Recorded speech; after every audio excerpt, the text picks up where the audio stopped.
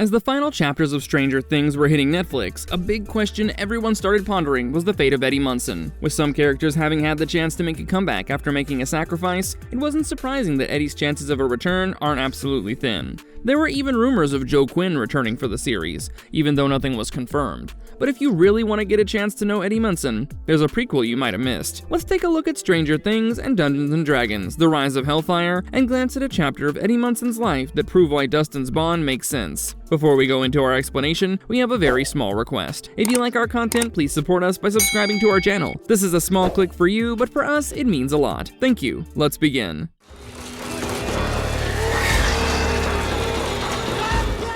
The origins of Eddie Munson. Eddie Munson is a tragic character from Stranger Things, and even though he only lasted a single season, he managed to become an essential part of the lore. While Joe Quinn did an excellent job with the character, it's the tiny moments that made him big, and the bigger moments that he got that made him an absolute legend. The character could have been just another sacrifice, but the Duffer Brothers are very clear about their plans to add new characters, and Munson was supposed to be an essential addition. According to Ross Duffer, we're very precious about adding people because we have such an amazing ensemble of actors already, so we only want to add someone if we feel like they're necessary to tell the story that we're telling. And in this case, something we really wanted to get into this year was the Satanic Panic. So that brought us back to the Paradise Lost documentary series with the West Memphis 3, and it brought us back to Damien Eccles. We really wanted that character who's a metalhead. He's into Dungeons & Dragons. He's ultimately a true nerd at heart. But from an outsider's point of view, they may go, this is someone that is scary. So that's really where the idea for Eddie came in. Even though Munson didn't get his chance to graduate, as he faced the horde of Demobats that swarmed around him,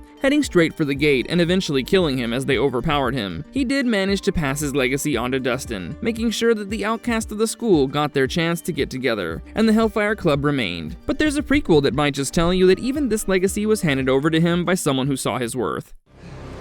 Buy more time. Stranger Things and Dungeons & Dragons: The Rise of Hellfire. It doesn't matter if you've already seen what's supposed to be the culminating season of Stranger Things, because The Rise of Hellfire takes you back to 1985, with Eddie Munson as our protagonist, going back and forth with his arc. It's gonna be a lot of Dungeons & Dragons, and a lot of Eddie Munson bringing our Hawkins Losers Club together again, at a time when their friends are far from them.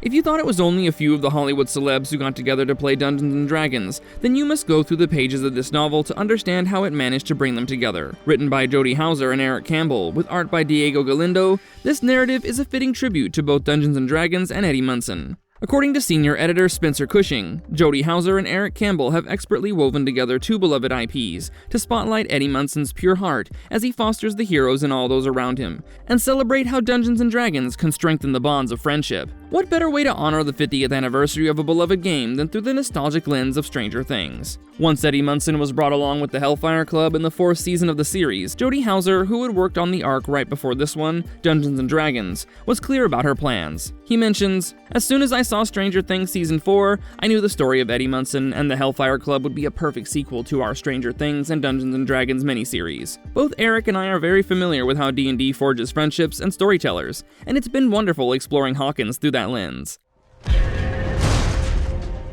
Something funny, Anderson? Let go. The Chronicles of the Hellfire Club. Eddie Munson, the name that has been rocking in our ears ever since we saw his absolute metal sacrifice, had completely different plans about how things would turn out the year that he met Mike, Lucas, and Dustin. He was on the hunt for new players, just like 7 years back when the school's Dungeons & Dragons team was looking for new players, and they came across Eddie and his friend Ronnie. The Dungeons & Dragons Club back in 1978 was looking for interested players, or people we can call outcasts in the school, and Ronnie's Lord of the Rings copy surely made her an interesting candidate. Both Eddie and Ronnie joined Kenny's small group of players, and they ventured into a whole new journey for the two with their characters, Relgar the Bloodied and Gildia of the Shadows. In 1985, Munson visited the same cafeteria and discovered his new candidates for starting a whole new adventure with the future members of the Hellfire Club. Mike, Lucas, and Dustin had been thinking about starting the game again, but the absence of both Will and Eleven was the only thing preventing them from going through with it. But Munson caught them holding their D&D props, and just as a teacher came up to question them about it, Munson intervened and told the teacher that D&D was a probability game, which it is in a way.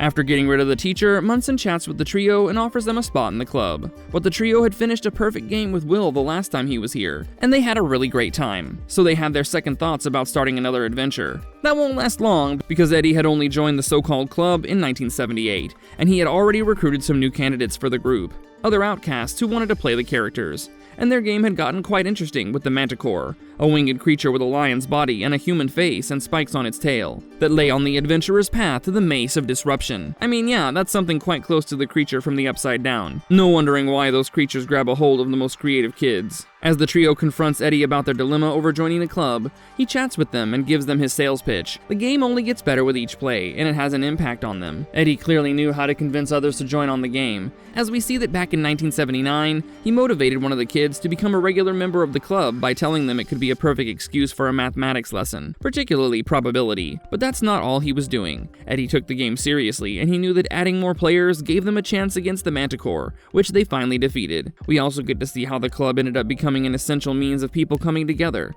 with Eddie also getting some people to join his band, probably the Corroded Coffin. But it's not all sunshine and lollipops and capes and wizards and dragons in Eddie's life, because there are rumors, the very rumors that made him an easy target for one to be blamed for the actions of Vecna. As the trio had been considering joining Eddie's club, Tina asked them to stay away from him because he had been associated with criminal activities and was simply a creep.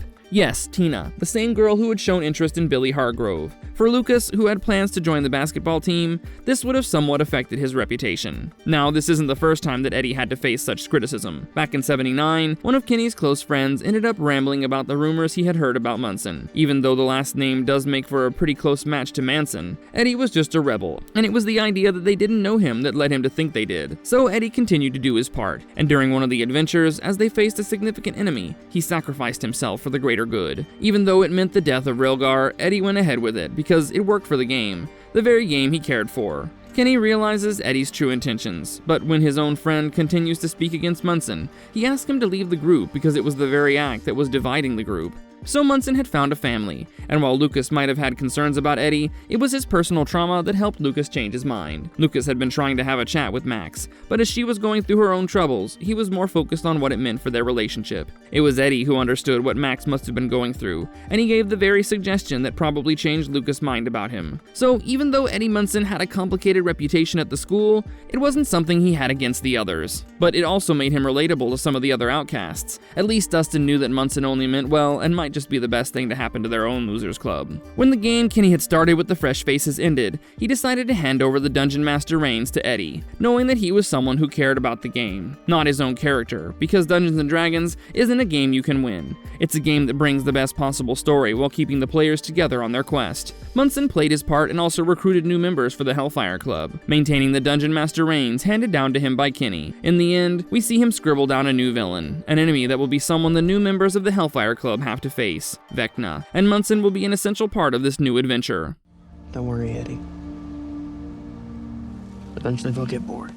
Long live Eddie Munson. For a character that only got a single season to establish itself, Munson became a fan favorite right away, and the comic book only highlights why this character works. Most of it serves to show the love for Dungeons & Dragons, and how it kept the kids' minds active at a time when they were separated from their friends. It was also Eddie who managed to bring them all together and create an adventure. It's pretty interesting to note how Eddie would often sacrifice his character twice for the sake of the game, a move that would generally be considered foolish. Still, at the same time, there's the idea of the greater good that he focuses on, something that becomes very evident in his real sacrifice in Stranger Things, something that deeply affected Dustin. I mean, I would wear a Hellfire Club t-shirt if I knew Eddie Munson, and this arc from the pages of the graphic novel surely proves that he's worthy of being an absolute legend. Marvelous verdict. Dungeons & Dragons plays a vital role in the Stranger Things series, with the characters uniting and opening their imaginations through their obsession with the game. It reminds me of the recent Deborah Ann Woll interview, where she explained Dungeons & Dragons to John Bernthal, and she does an absolutely brilliant job of it. I mean, if you care enough, you should definitely check out the Dungeons & Dragons movie that came out recently.